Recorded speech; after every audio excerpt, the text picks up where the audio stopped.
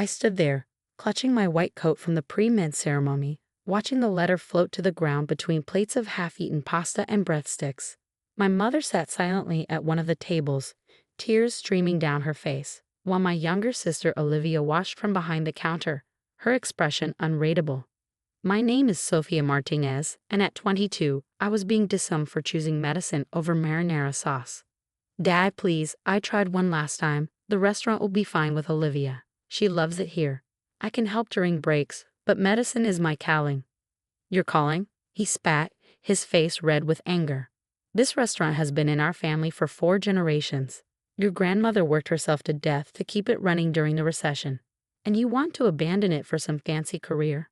The irony wasn't lost on me. Nana had died of a treatable condition because she refused to see a doctor, choosing instead to put every penny back into the restaurant.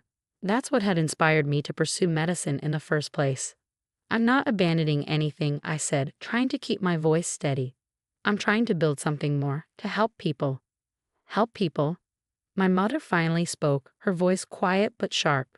We help people every day. Every customer who walks through that door is family. But you're too good for that now, aren't you? Too smart to be just another restaurant owner. The way she said it, like being a doctor was some sort of betrayal, made my heart ache.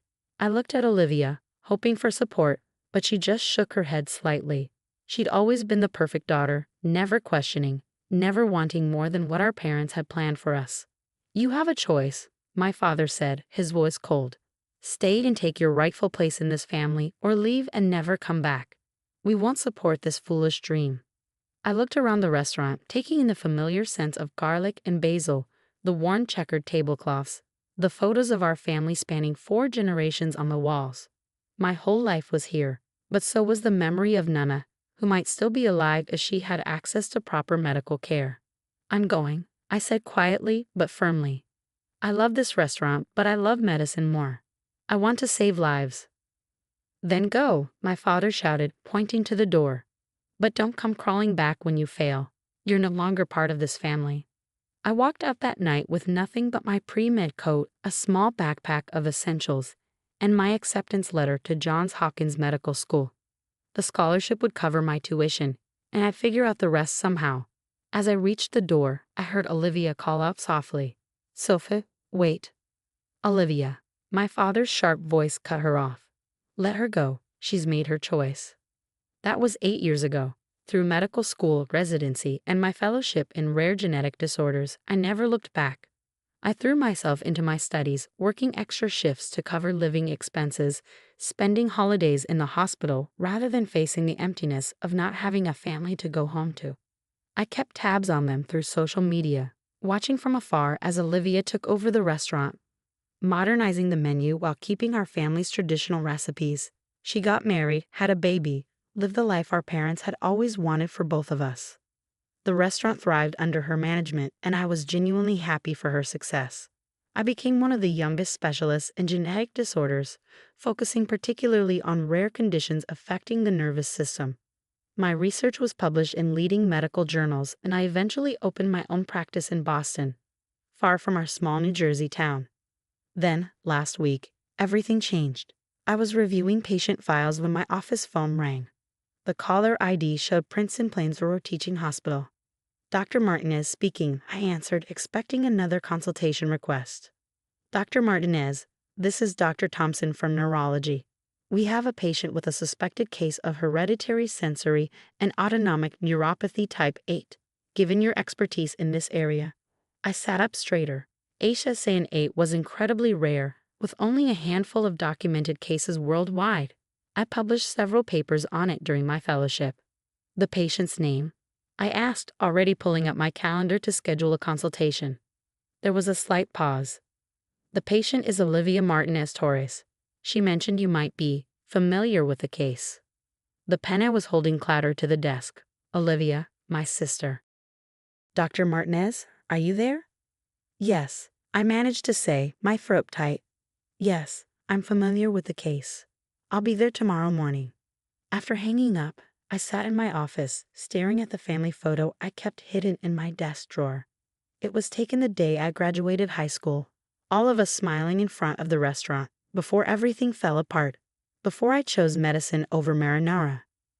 Now, 8 years later, that choice might be the only thing that could save my sister's life. ASA-8 was a devastating condition, progressively attacking the nervous system until the body could no longer regulate basic functions. Without proper treatment, patients typically had less than 2 years from onset of symptoms. The only promising treatment protocol had been developed through research I conducted during my fellowship. I booked a flight to New Jersey for the next morning, packed a small bag, and tried not to think about the fact that I was about to face my family for the first time in 8 years, not as the disgrace of a daughter, but as their only hope. The irony would have been funny if it wasn't so heartbreaking. The halls of Princeton Plainsboro Teaching Hospital felt both familiar and strange as I walked toward the neurology department. My white coat, now bearing my name and credentials, felt like armor against what was coming. I spotted them before they saw me, my parents sitting in the waiting area, looking older than I remembered. My father's dark hair was now streaked with gray, and my mother's face bore more lines than I recalled. They were huddled together, looking at something on a phone, probably pictures of Olivia's 2-year-old daughter Isabella, whom I'd only seen in Facebook photos. Dr. Thompson met me at the nurse's station, her expression professional but curious. She clearly picked up on the shared last name. Dr. Martinez, thank you for coming so quickly. The patient is in room 407. Has the family been briefed on the severity of the condition? I asked, accepting Olivia's chart. Only preliminarily. We wanted to wait for your expertise before discussing treatment options. I nodded, scanning the test results. The symptoms were textbook HSA-8, progressive numbness in extremities, autonomic dysfunction, declining motor control. My sister had probably been experiencing symptoms for months before seeking help. Sophia. My mother's voice made me freeze. I turned slowly, facing them for the first time in 8 years. My father stood slightly behind her, his expression unreadable. What are you doing here? He demanded, though his voice lacked the anger I remember from that night. He sounded tired, worried. I'm here as Olivia's doctor. I replied professionally, gripping the chart tighter. I'm the leading specialist in HSA-8. My mother's hand flew to her mouth. You're the doctor they called. Yes, now, if you'll excuse me, I need to examine my patient. I walked past them, feeling their eyes on my back as I entered Olivia's room. She was sitting up in bed, looking pale but alert. Her husband Marco sat beside her, holding her hand. They both looked up as I entered. Sophie. Olivia's voice cracked. You're the specialist? I moved to check her vital signs, falling back on medical training to keep my emotions in check. How long have you been experiencing numbness in your extremities? 6 months, Marco answered when Olivia remained silent. She kept saying it was just stress from running the restaurant. Of course she did. We Martinez women were taught never to show weakness, never to admit when we needed help. I examined her hands, noting the slight tremors, the decreased sensitivity to temperature and pressure. The restaurant, Olivia finally spoke again. Is it why you never came back? Because of what Dad said. I paused in my examination. I never came back because I wasn't welcome. But that's not important right now. What's important is starting you on the treatment protocol immediately. Will it work? Marco asked, squeezing Olivia's hand. The other doctors said this condition is rare, that there aren't many treatment options. There's a protocol I developed during my fellowship, I explained, keeping my voice clinical. It's shown promising results in similar cases, but we need to start immediately, and it's going to be a long process. You developed the treatment? My father's voice came from the doorway. I hadn't heard him come in. All those papers they showed us, the research they talked about, that was you. I turned to face him. Yes, this is what I've been doing while I was dead to you, saving lives. The words came out sharper than I intended, and I saw him flinch. My mother appeared behind him, her hand on his arm. The treatment, she said softly, will it save our daughter? The plea in her voice made my chest tight. 8 years of silence, of pretending I didn't exist, and now they needed me. But looking at Olivia in that hospital bed, I knew none of that mattered. With aggressive treatment, yes, but she'll need to stay in the hospital for at least 2 months. The restaurant. Forget the restaurant, my father interrupted. Whatever she needs, whatever it costs. I bit back a bitter laugh. Now he was willing to put family before the restaurant. I've already contacted the hospital board, I said, returning to my professional tone. Given the unique nature of the case, they've agreed to let me temporarily transfer my practice here to oversee the treatment. You do that? Olivia asked, tears in her eyes. After everything. I looked at my sister, remembering the little girl who used to sneak me extra garlic bread during dinner rush, who cried when I left for college, who watched silently the night our family fell apart. You're my patient, I said simply, and I'm your doctor. The rest doesn't matter right now. But of course it did matter. It mattered in the way my mother hovered anxiously during rounds, in how my father would stand in the doorway watching me work, in the awkward silences when we found ourselves alone together in Olivia's room. Each day brought small challenges, explaining the complex treatment protocol to my family, dealing with their questions and fears, maintaining professional distance while treating my own sister. But it also brought tiny moments of healing. One evening, as I was reviewing Olivia's charts, my father cleared his throat. The restaurant, he said quietly. We had to close it temporarily. First time in 4 generations there hasn't been a Martinez serving dinner. I looked up, expecting accusation in his eyes. Instead, I saw something that looked almost like pride. But there's a Martinez serving, I replied, gesturing to my white coat. Just in a different way. He nodded slowly, understanding passing between us like a current. 8 years too late, but perhaps not too late entirely. The treatment was brutal. Olivia fought through painful procedures, through days of nausea and weakness, through moments of fear when it seemed like she wasn't improving. But slowly, gradually, her condition began to stabilize. 1 month into the treatment, as I was checking her reflexes, she grabbed my hand. That night, she said, her voice trembling, I should have stood up for you. Should have said something. I kept my eyes on her chart. You were 17, Liv, it wasn't your responsibility. But I knew you were right. About Nana, about everything. I was just scared to admit it. For the first time since arriving at the hospital, I let myself really look at my sister. Not as a patient, not as the daughter who'd stayed, but as the little girl I'd left behind. We were all scared, I said softly. Maybe we still are. She squeezed my hand, and for a moment we were just sisters again, sharing secrets over plates of pasta after closing time. But there was still a long way to go, both with her treatment and with healing the wounds that 8 years of silence had created. As I left her room that night, I wondered if saving my sister's life would be enough to save our family too. 3 months after beginning Olivia's treatment, I stood in her hospital room reviewing her final test results. Her nerve function had improved significantly, her symptoms were under control, and she was ready to be discharged. So, I said, trying to keep my voice professional despite the emotion threatening to break through, you're officially in remission. Olivia burst into tears, and Marco hugged her tightly. My parents, who had barely left her side during the entire treatment, both started crying too. I maintained my composure, focusing on explaining the follow-up care instructions. You'll need monthly checkups for the first year. I continued, handing Marco a detailed care plan. And you'll have to be vigilant about any recurring symptoms. Sophia. Olivia interrupted, wiping her eyes. Put down the chart and come here. Before I could protest, she pulled me into a hug. For a moment, I stayed stiff, maintaining that professional distance I'd worked so hard to keep. Then I felt her trembling, and all my defenses crumbled.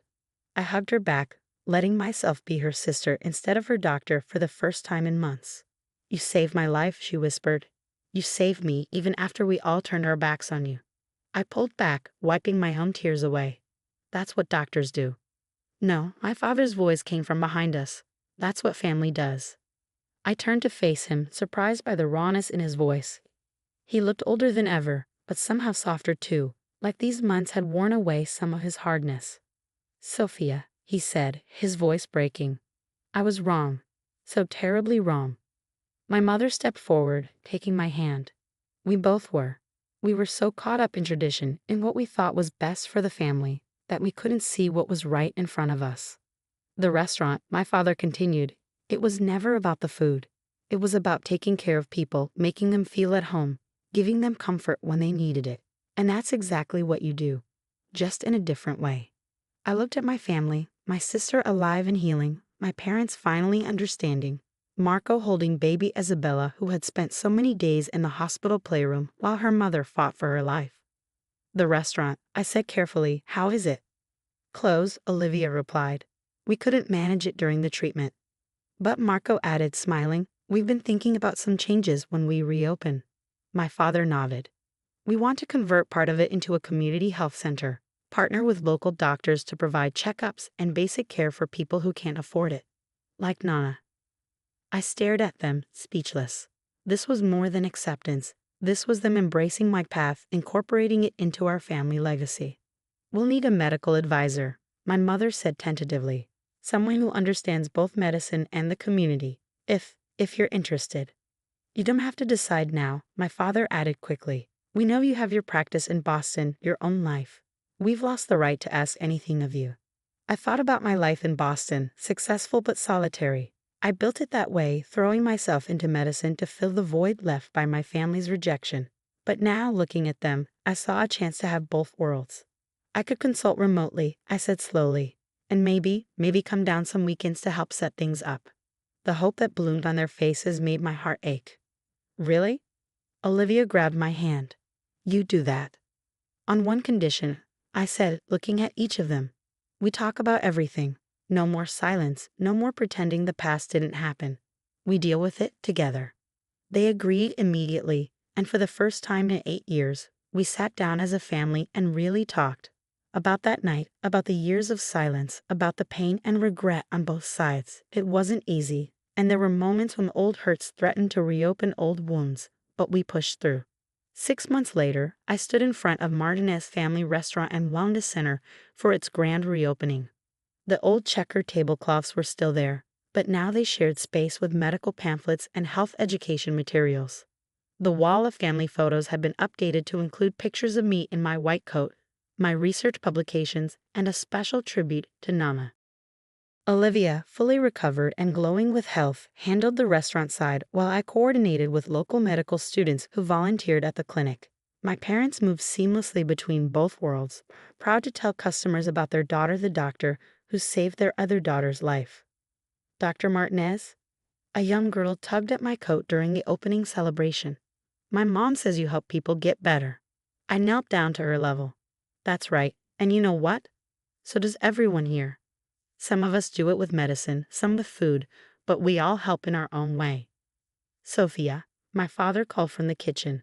Stop working for a minute and come try this new recipe. I named it after you, pasta alla dottoressa. I laughed, remembering how he used to say my medical dreams were a waste of time. Now he was creating dishes inspired by my career. That evening, after the guests had left and the clinic had closed for the day, our family sat around our old table, sharing pasta and wine like we used to.